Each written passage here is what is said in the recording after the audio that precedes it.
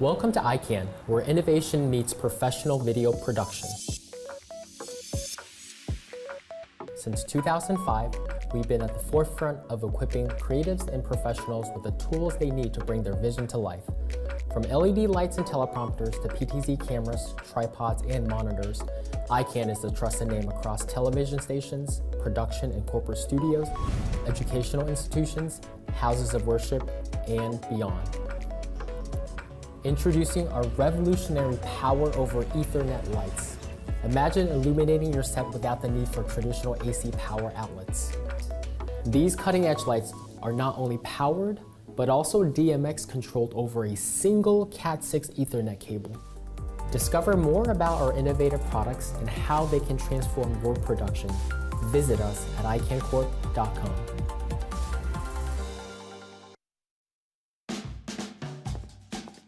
What's next in wireless? Meet the Shure Microflex Wireless Next 2. It's a snap to set up, and it's perfect for all your spaces, like this, and yeah, even that. And with a variety of available mics, everyone can hear and be heard. So what's next in wireless? The all-new, all-in-one MXW Next 2.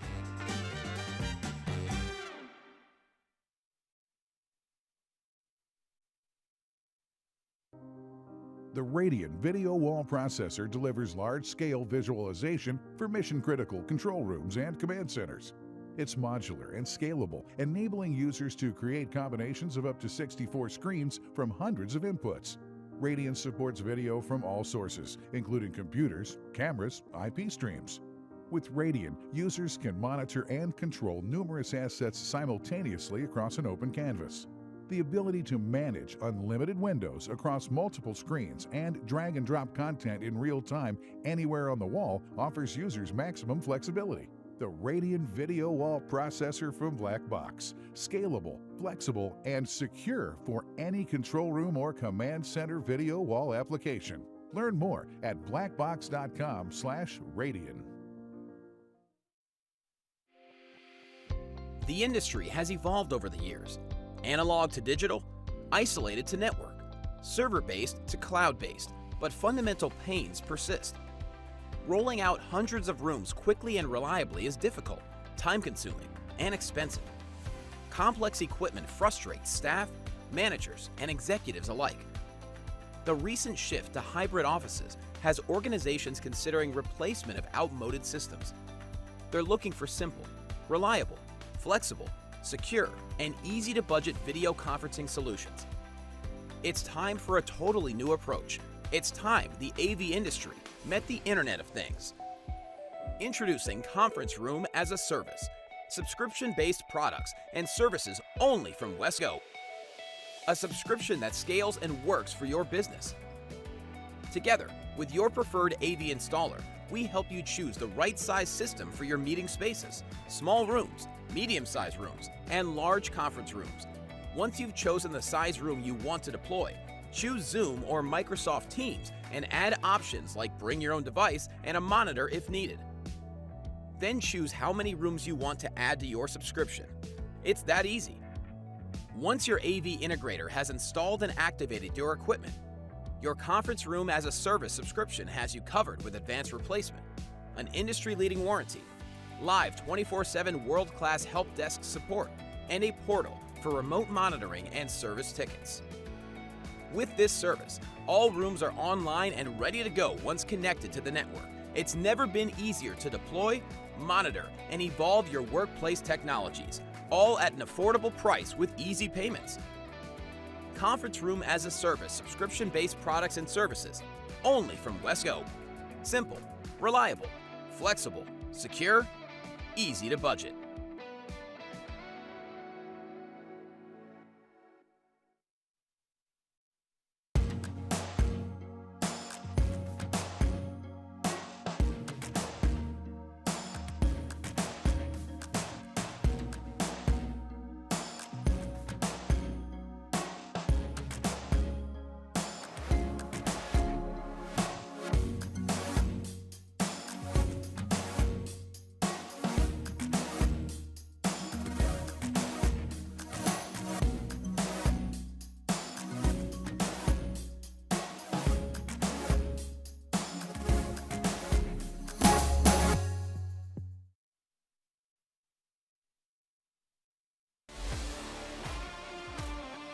AV Gear is the one-stop solution for all your professional audiovisual equipment needs and a modern alternative for selling, trading, or liquidating your pre-owned audiovisual and entertainment technology. Not only are we a leading national brand in premium pre-owned equipment sales, we specialize in helping businesses across the globe sell, trade in, or liquidate their used audiovisual and production gear with no hassle. When you have any pro audiovisual gear that's taken up space or not being used, or you're looking to upgrade your systems and update your technology, you don't want to deal with the hassle and the costly and time-consuming process to get things done. Whatever that scenario might look like, AV Gear can help. Our team has over 50 years of real-world pro audiovisual and production experience, and we understand your needs and challenges when buying or selling your equipment. That's why it's so important to work with a company that truly cares about its clients and partners. And we work very hard to serve as if we were an extension of your own company, with your best interests as our top priority. Our business revolves around the buying and selling of professional audio, broadcast, lighting, cameras, projection, lenses, accessories, and so much more. We have pioneered revolutionary, flexible service programs to help you seamlessly reach your goals so that you and your team can continue to focus on what you do best while we do the rest.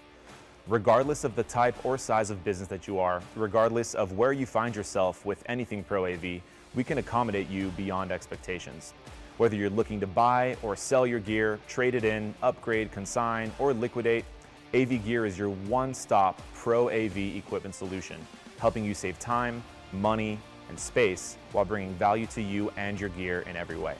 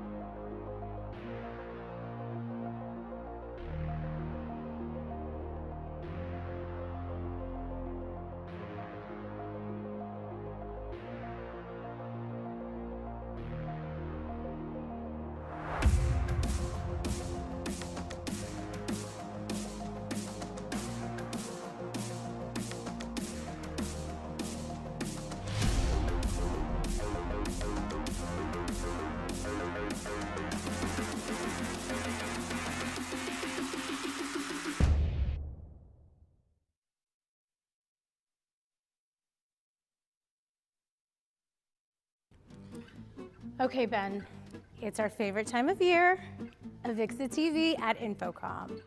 What are we gonna do to make it even bigger and better this year? Well, I've loved the setup that we've had at the desk, but I think we can add something really cool. I'm thinking virtual production. Got that handled.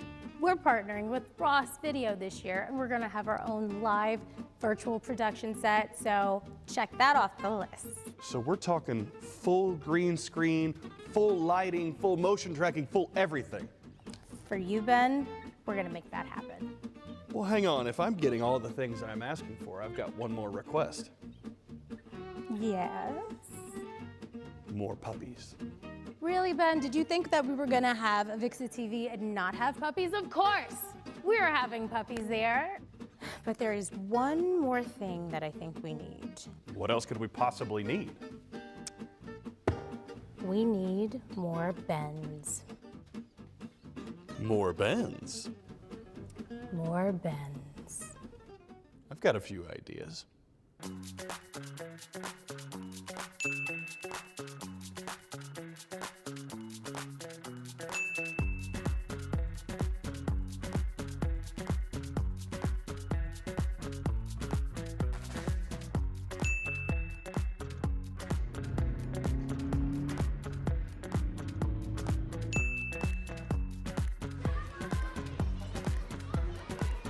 Oh, hey Sam, how you doing? Hey, Ben. We're getting ready to film AVIXA TV live at InfoComm, and I could really use your help. Sure, what's up? Well, I'm here in Las Vegas, and I think we need more Bens. More Bens? Yes, Ben, more Bens.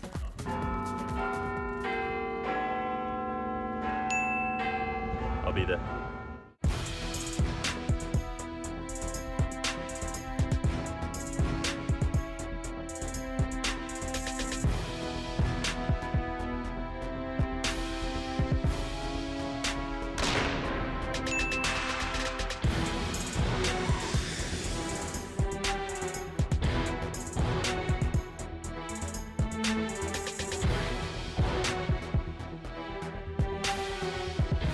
Ben T, meet Ben B.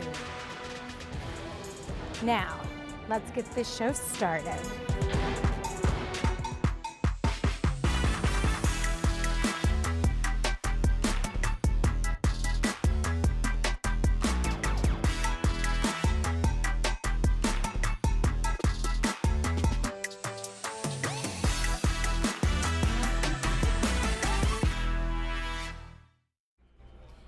Hello, everybody, and welcome to AVIXA TV Live from InfoComm 2024. We are back at it again, broadcasting from the epicenter of the nation's largest audiovisual event, right here in sunny and very hot Las Vegas. I am your host, Samantha Powell, and I couldn't be happier to be joined by two incredible Bens, Ben Thomas and Ben Barnard. So thank you both so much for being here. As always, we're gonna have another amazing show. So Ben B, thank you so much for making the trip all the way across the pond. How are you doing? How are you enjoying Las Vegas? I'm doing very well indeed. I mean, first of all, thank you for the call. When Sam Powell calls, you don't miss that call, right? So thank you. And also, I wanted to spell a myth, right? They haven't forced me to wear this just because I'm English. Do that whole James Bond thing. This is what I wear all the time, right? This is just my attire. But absolutely pleasure to be here working with you. And Ben Thomas, what a pleasure to meet you.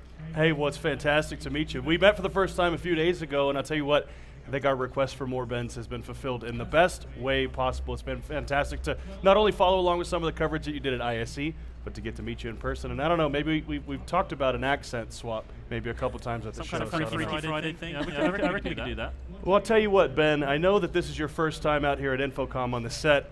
We've got some new surprises this year, and I kind of want to tease it for the audience, but give me a second, I'll be right back, and I'll show you guys what I'm talking about. Oh gosh, Okay. who knows what he has up his sleeve. I mean that sounds intriguing. I mean, I know we've got a partnership with Ross Video this year, so maybe it's got something to do with that. Well, I mean, let's send it over to Ben. What do you have for us? Well, look, hey, we are here at our virtual production set, and I'm joined by Matt from Ross Video. Matt, it's great to have you here. I know we talked a little bit about some of the technology happening behind the scenes a little bit, but wanted to introduce you to some of our crew. It's great to have you here. But just give us a quick behind the scenes look. What are some of the things that we're doing out here this year at the show? Yeah, absolutely. Well, we're clearly in a virtual set right now, so we're providing virtual sets. We have some robotics. Our newest switching platform is kind of driving everything in the background, along with our expression and Voyager system. So it's a great show. We're really excited to be a part of it and to be here with you guys. Well, Matt, we're standing in one of those virtual sets right now. I know we've got a number of different looks that you'll see later on throughout the show, but one of those is a courtroom. We've got, oh, well, there it is, fantastic right there. We've also got a classroom and a number of different other things that you'll see, like I said, throughout the rest of this week. But Matt, I want to ask, when it comes to a lot of the technology that you see here, obviously Ross Video has been leading the way from a broadcast standpoint for a long time.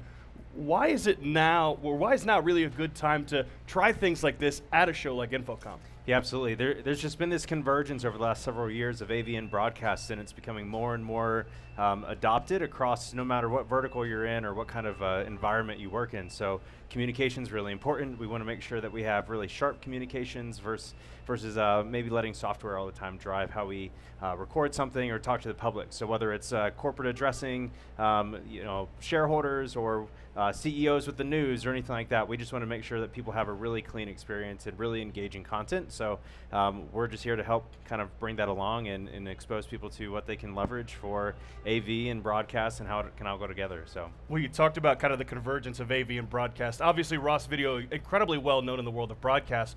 But in the AV community, you see so many different people and providers, but the world of broadcast really has almost fully permeated the world of AV, whether that's because of camera technologies, IP delivery, things like that. Why is it so important for Ross Video to be at a show like InfoComm specifically that's geared towards the AV community? Yeah, absolutely. It's more about how we can leverage our solution in your environment versus saying you should adopt our solution just because it's broadcast, right? So we want to help partner and educate the people who are at InfoComm who need the education, need the experience and exposure to what they might need, the tools they can provide. So when they go back to their offices and try to get funding for new technology, things like that, they're saying the right things, they're going to the right partners, and all these different tools to just equip them to be more confident as they go into this next venture of AV and broadcast, if you will. Well, I know folks are excited to see Ross Video out here again. You guys have been out here for quite a long time. But I'll tell you what, Matt, I think our folks at the desk have a few more questions for you here in just a little bit. So I'll let you jump out. But hey, this is a great first segment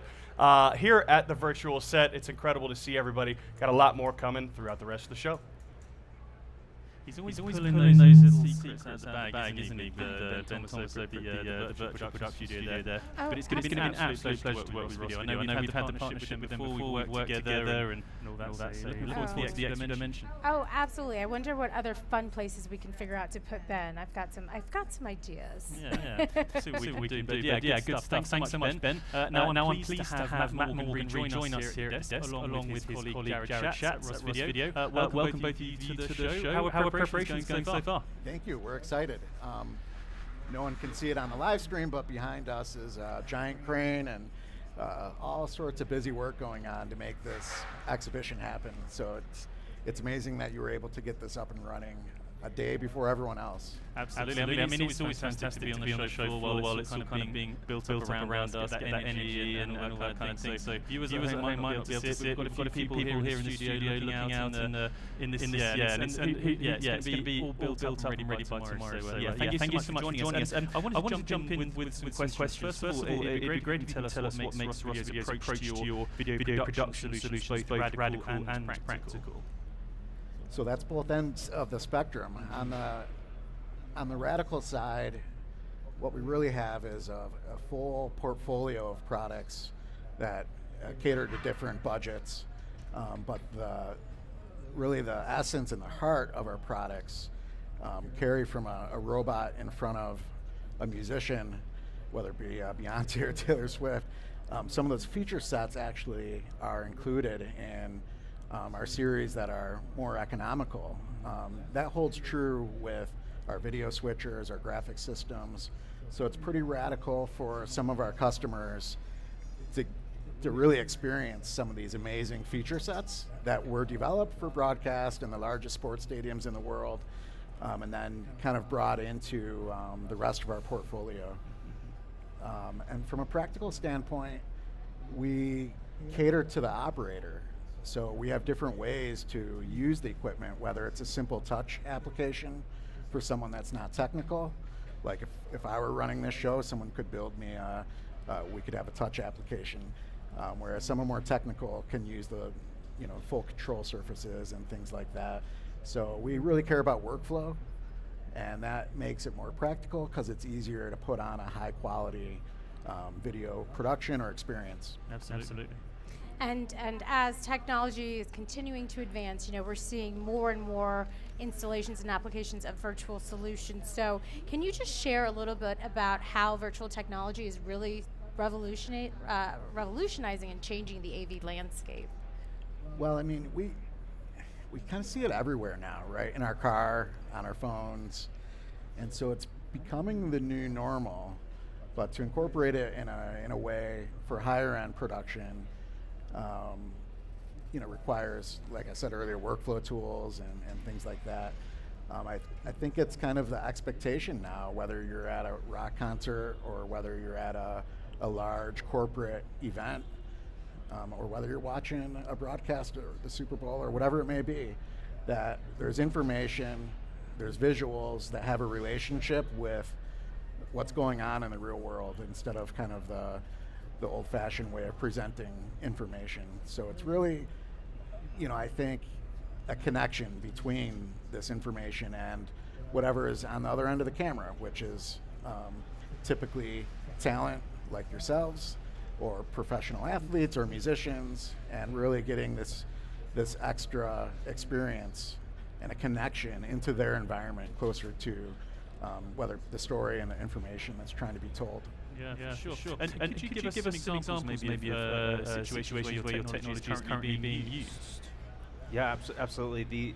So the engagement piece is really important, right? So a lot of people, no matter if you're in finance or you're in production of some sort of equipment, a lot of people are spread out now. So we have some business partners and customers who will develop a product and they'll use AR and virtual technology to share the nuances of a small piece of the product, and they can virtualize it. And because there's different business units, things like that, they can kind of leverage this equipment and this technology to drive the engagement between business units and kind of use it as a celebration of they're about to release something, or just a connection piece across their whole company, no matter if they're spread out across the US or globally or wherever they're at. So it's that engagement piece of leveraging something that can be practical of here's our equipment or our product that's about to hit the market, or something revolutionary that they're going to bring to the healthcare field or anything like that. So you have everything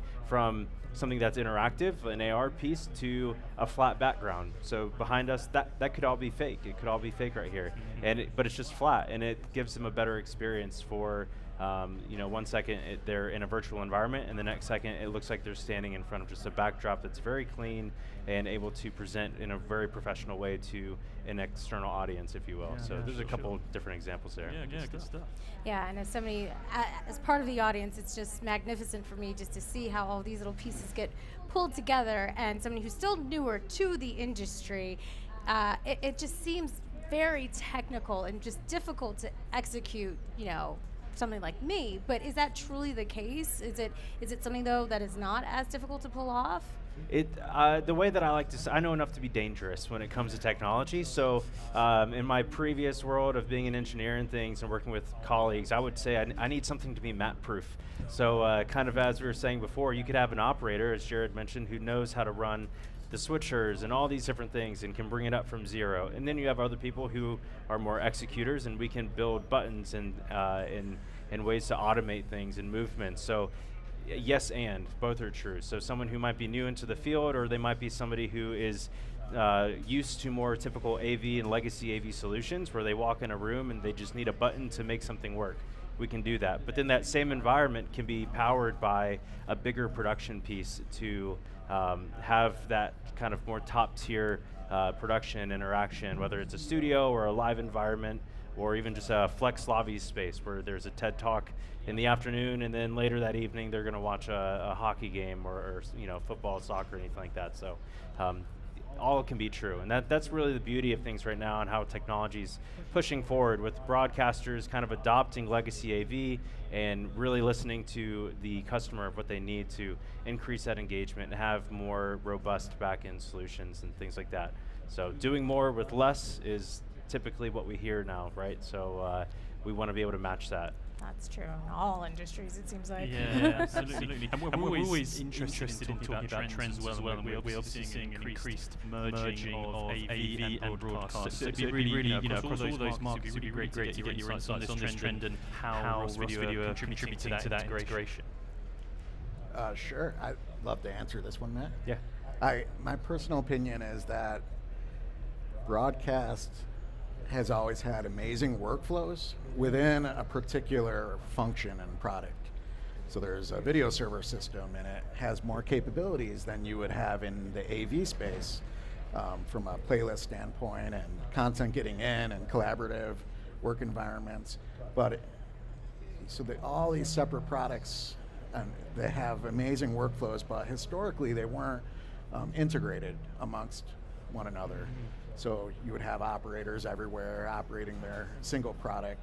Whereas in the AV space, you kind of have the opposite, where there's been control systems for room automation and things like that. The products were not as full featured. When you get into more of these higher end applications, like flexible live event spaces that we're seeing in corporations. And so the trend we're seeing, and that I think we're a leader in, is really kind of the integrated broadcast AV solution, where the different components work together and you can automate as much or as little as you want, but make it simple and make the quality good every time. Because I suppose it's one thing trying to get installing those products, but if it's too complicated for the people to use, then their investment is the tech, it's training, it's this, that, it's everything. You don't want to have to sell something that requires a PhD to operate, right? Exactly. And so we're seeing virtual projection and a lot of these studios popping up everywhere, but beyond traditional broadcasting and studio productions, where else do you see significant potential for virtual and augmented reality solutions in our industry? We're seeing it in every vertical market that we focus on strategically. So this would cover live events, which would also cover touring and staging. Of course, broadcast. It's always been in film and post-production, which is not a big focus for us. In the education space, we have a university that's using a flexible live event space for their journalism school, as well as they have a department where they're teaching people how to write video games. They have an esports department, and the campus will use it for messaging as well. So it's used almost like in a corporate environment where there's internal customers that book the space, and they use it differently from day to day. So we're seeing it, like I said earlier, in education and corporate, in broadcast, touring, live events, you name it. And I think, the big difference is it's easier to use now. Whereas if you go back 5 years, it was really designed for, super expensive productions. Or people with massive budgets. I could talk to you guys very briefly. I'd love to. We're running out of time, so one thing I'd really like to get to is, Ross Video, you're going to be hosting a couple of workshops here at InfoComm 2024. Could you give us just a quick roundup of what attendees can expect to see from those? Absolutely, yeah. We're going to have one workshop that's meant to just be a conversation to bring broadcast and AV together, this convergence. So we're talking about integrated video solutions, as Jared mentioned, of how we can take some of the old, some of the new, or just bring them all together. Again, just educating on what you need to say, what are the components of these solutions that you need to go back and be, to make an educated next step in what you might be looking for a flex space, an event space, if you're an educator, for School of Journalism or something, what do you need? Is there anything available that you can use? So anything that's integrated with AV and broadcast, we're going to be talking about that. We have some really good industry experts that are on the Ross team who are going to be here for that.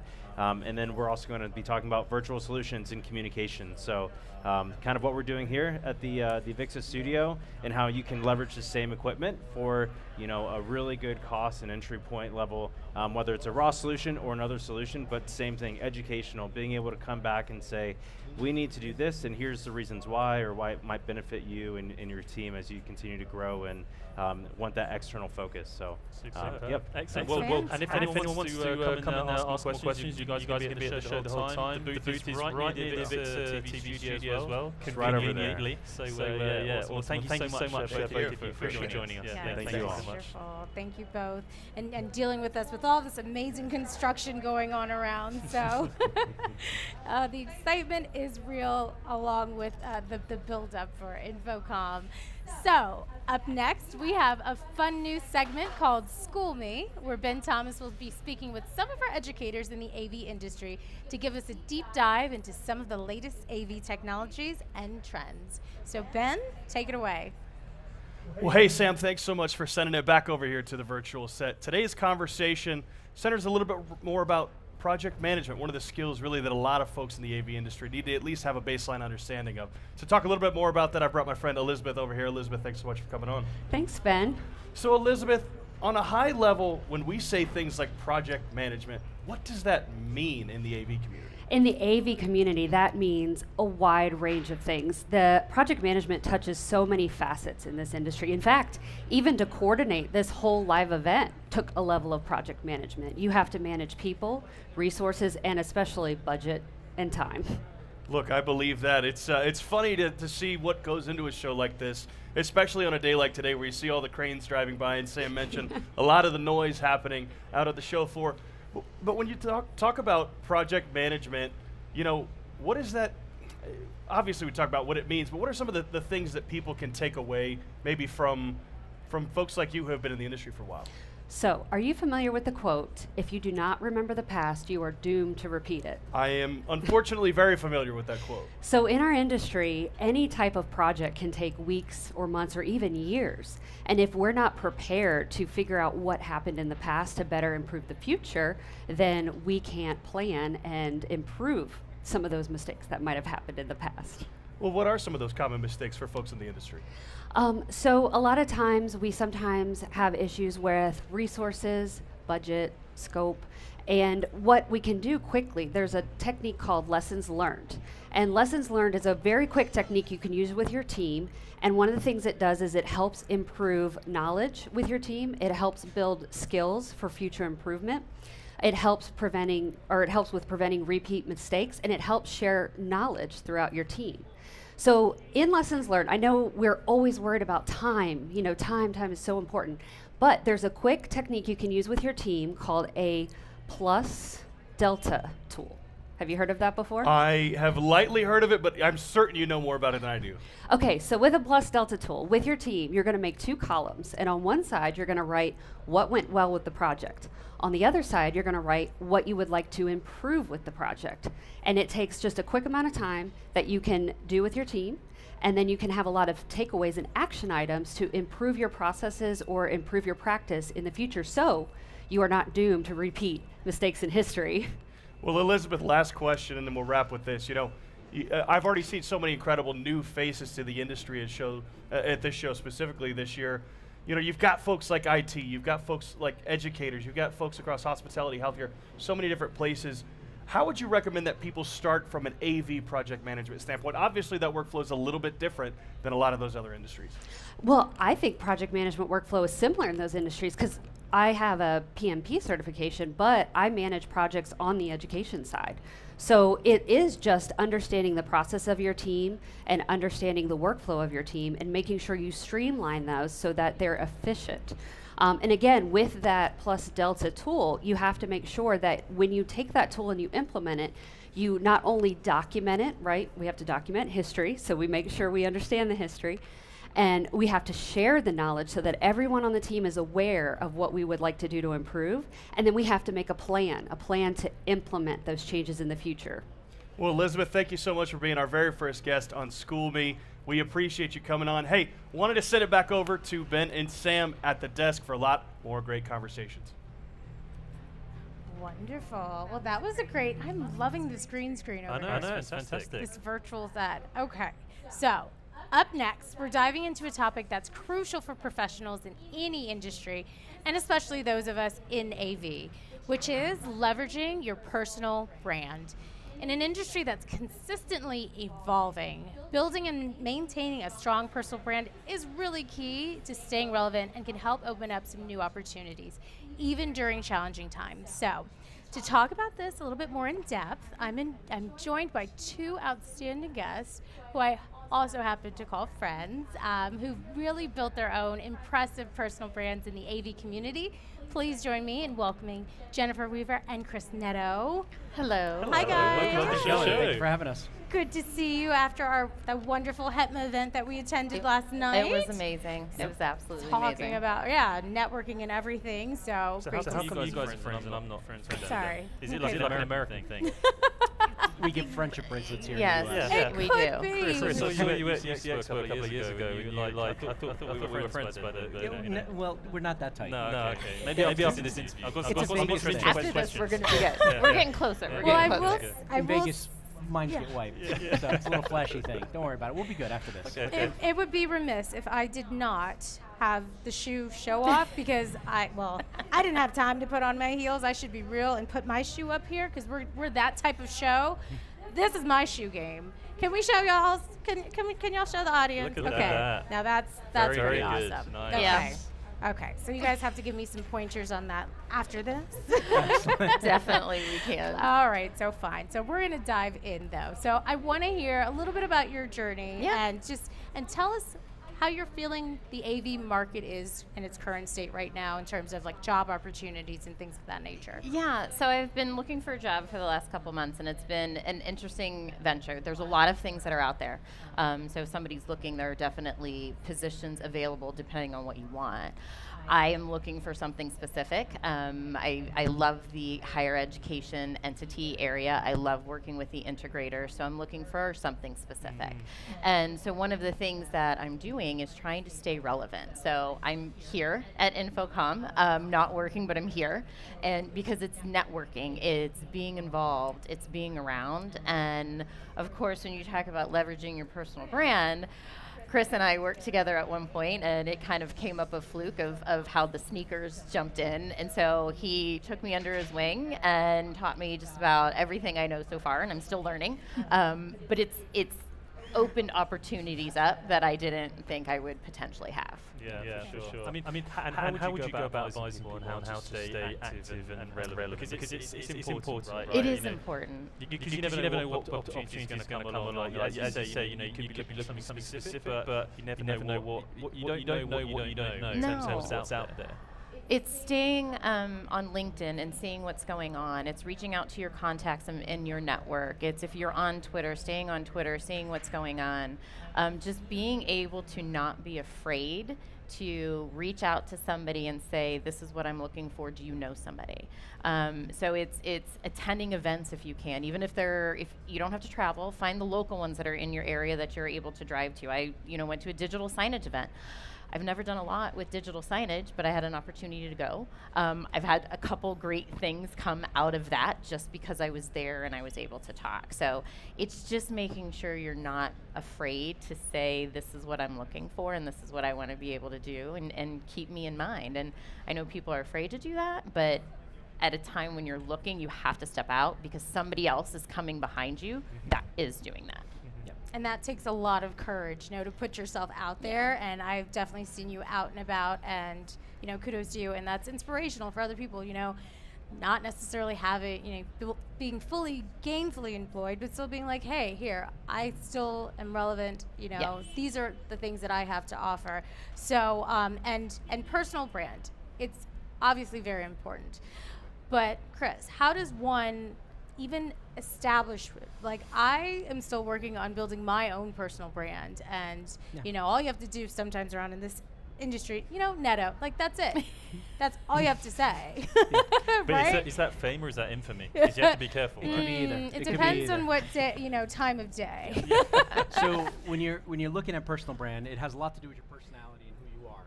But the one thing I'm going to tell you is that you don't have to come out and be something you're not. the best personality, the best brand you can be is you. You be you, right?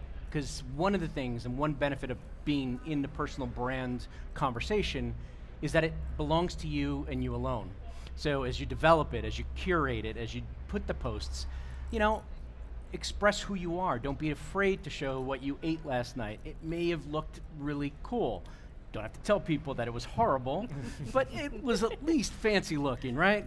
But or who knows? Maybe you become famous for the person who can't cook. Correct. Help me. You know? Yes. So you start expressing yourself in obviously with a business capacity at first. One of the things that I went along the journey, because I started this about 13 years ago, where I felt I didn't own anything to me. What value did I bring to a company, right? In the world of AV, in the world of sales, and we'll just go right to sales. Sales is all about who do you know and what's your black book of business. Who do you know at businesses? What kind of business can you bring in today? I'm a business developer. What business can I bring in 12, 18, 24, 36 months? Those are all about your networks and your connections. So what I started doing was basically networking, but using social media to do that. Whether it was, hey, I'm at a trade show, come check this out. This is a really cool piece of technology. Or I reflect on the social side of the business, because we, as an industry, have a social side of our business. There are events, there are seminars, there's get-togethers, there's all these different amazing things that most people can't experience at home.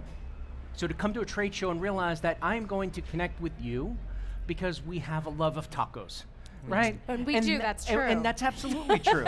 But if we're gonna do that, you know, somebody else is gonna, I like tacos, I wanna go with them next time. So what you're doing is you're basically building that network. And at the same time, as I'm standing in the taco shop, referring to the digital signage that's up above, right? So you work it in, you don't have to do it meticulously, but things that work, consistency is absolute paramount. And I personally have, and I've spoken to Jen, I personally have rules of how I do things online, right? Certain things I don't want to talk about because that's not part of my brand. I'm even careful at times about telling people what sports team I like, because I would upset most of the East Coast, including Philadelphia and Boston, right? And maybe parts of North America in general. Yeah. So I would like to kind of keep that to myself. But even online, I tell people, if you eat pineapple on pizza, I will unfollow you and unfriend you. And it is what it is. Can't be friends. But it is a conversation starter, right? And I do what I need to do. But at the same time that I'm complaining about pineapple on pizza, I am telling you, you should be taking the CTS course because it's available. It's X amount of RUs. And if you pass it, I'm going to give you a Slice app credit. And you know what? Go buy yourself a slice of pizza with pineapple or without, whatever you want. So you're building that network, building that friendship, building that rapport, and you're doing it in a fun way or in a way that actually is part of your brand. And consistency is key. Yeah. Yes. Yeah, definitely. And Jen, do you have any strategies that you can share for sort of kind of building an effective personal brand? Yeah, like Chris said, it's whatever your passion is. And the sneaker thing for me just came up as a complete like fluke. I was in Atlanta waiting for a coworker to pick me up, and we were going to visit a university, and I snapped a picture of my shoes and said, you know, usually I was the girl walking in heels, and I said, if I'm going to walk a college campus, I'm going to have comfortable shoes on, not heels. So it kind of turned into that was my thing, and now it's an expensive branding, but I'll buy a pair of Jordans that match the color of the university I'm going to see, and it has now turned into when people see me not in a pair of sneakers, like last night at the HETMA event, I was in a dress and a pair of heels, and it's, where's your sneakers? Why don't you have them on? So it's totally fine. And it's fine that comes up, but, you know, and it's a conversation. So just like, you know, the sneakerhead meetup that's this week, you know, to be a part of that just gets people, it's conversation. We don't care if you don't like sneakers or you don't have them on. Yeah. It's just an idea of come to this relaxed environment and have a conversation. So just make it whatever you feel passionate about and what it is. You'll end up finding your folks that way. Yeah. Because it now is that connection, right? Whether it is sneakers, whether it is a Sunday morning chat that I run, whatever that may be, you now have that bond, right? It's kind of it's been around for years. This is not new, people. No. It's networking, but now using a digital source and your phone. Like, I can't put my phone down because I'm scared that I may miss something. But there is absolutely no trick to this. It is doing what we've done for many years. A good networker was a good salesperson, who's a good business developer, who's a good talker, who's a good educator. Just focus on what you're good at, and if you want to be the best at what you do, you focus a little bit harder on that, and you'll be amazed that you can't walk down an InfoComm aisle without stopping for a selfie. Yeah. Right? Well, speaking of which, we're coming to the end of the segment now. I can't believe how time has flown. Yeah. But I know from experience that if you want to track either of these people down, go on social media, find out where they are, look at their latest tweet or whatever it might be. If people want to follow you, where can they do that? Yep. So I'm on LinkedIn and I'm on Twitter. So Jennifer Weaver on LinkedIn, and my Twitter is jweaver319. So any of those places, send me a message. I'll reach out. Awesome. LinkedIn, Chris Netto CTS. I am proud of the last 3 letters that I have. Thank you very much indeed. Checks in the mail. Yeah. And, on Twitter, you can find me at Chris_Netto. Yep. And if you're at the trade show, you'll find me walking the aisles. So with please a stop. flock of followers. Oh, yeah. And a bunch of people hanging out with me. So please come hang out. Did the bobblehead make it? I got 3 of them, and they have made it. One has actually made it into. I'm not going to say. Okay, one of them is off in jail right now. Okay. Yeah, it happens. It is Vegas. It is only Vegas. appropriate. It is, and it stays in Vegas. He's not coming home. He's not coming home. No bail money for that guy. No, anyway, thank you for having us. Thank you so much. Thank you so much for joining us. Absolute pleasure. Appreciate it. So next up, we're shooting back over to my Texas namesake, Mr. Ben Thomas, for a little segment that we like to call The Final Verdict. Ben, over to you. Well, hey, welcome to our resident courtroom, and look at this wonderful garb that I'm wearing. I guess this makes me official. I've got a gavel in hand as well. We're going to talk a little bit today about some questions that we need to make some decisions on. So I've got my first guest today, Pete. Pete, thanks so much for coming on today. My pleasure. Thanks for having me. Well, Pete, it's fantastic to have you. Tell folks a little bit about yourself, and then what do you think makes you qualified to be on the final verdict?